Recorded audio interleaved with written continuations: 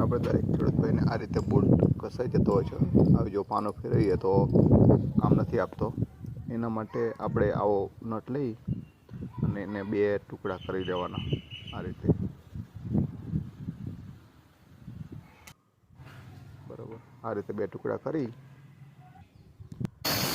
અને જે બોલ્ટ ઘસાઈ ગયો આ રીતે ઉપરનો કેપ કાપી લેવાનો.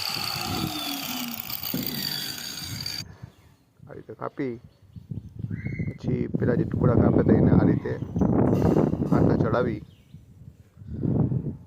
સરફેસ ઉપર રાખી દેવાનું. આ રીતે એના ઉપર વેલ્ડ મારી અને આ રીતે જો વેલ્ડિંગ કરી નાખવાનું.